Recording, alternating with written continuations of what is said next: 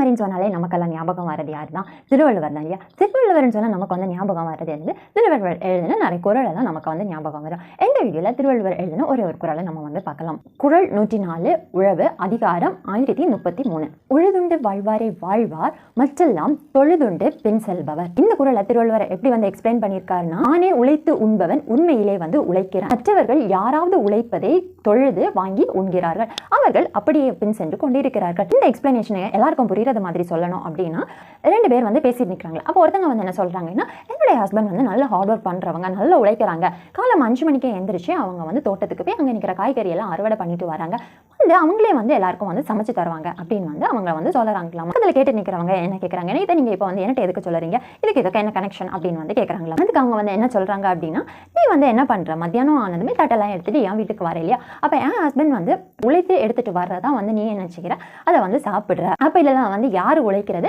என் husband தான் வந்து உழைக்கிறாரு, நீங்கள் வந்து என்ன செய்கிறீங்க, பொழுது அதை என்ன செய்கிறீங்க, வாங்கி வந்து சாப்பிட்றீங்க. ஸோ நீங்கள் வந்து என்ன செய்யலை, உழைக்கிறவங்க வந்து கிடையாது, அவங்க தான் வந்து யார் உழைக்கிறவங்க அப்படின்னு வந்து என்ன செய்கிறாங்களாமா, அவங்களுக்கு இந்த குறளை வந்து எக்ஸ்பிளைன் பண்ணுறாங்களாமா. தானே உழைத்து சாப்பிட்றவங்க தான் என்ன செய்கிறாங்களாமா, லைஃப்பில் வந்து முன்னாடி ஃபாஸ்ட்டாக வந்து போய்கிட்டே இருக்கிறாங்களாமா. அடுத்தவங்களை தொழுது வணங்கி சாப்பிட்டுட்டு இருக்கிறவங்க என்ன செய்கிறாங்களாமா, பஸ்ஸில் வந்து பேக் சீட்டில் உட்காந்து இருக்கிறது மாதிரி அப்படியே வந்து உட்காந்துருக்காங்களாமா. இந்த குறள் உங்களுக்கு வந்து பிடிச்சிருக்கும்னு நினைக்கிறேன். நீங்களுமே லைஃப்பில் வந்து ஹார்ட் ஒர்க்கிங் பர்சனாக வந்து இருக்கணும். அடுத்தவங்க என்ன தருவாங்க, அடுத்தவங்க கிட்ட நம்ம வாங்கி சாப்பிடலாம் அப்படின்னு சொல்லிட்டு ஒரு காலமே வந்து இருக்கக்கூடாது.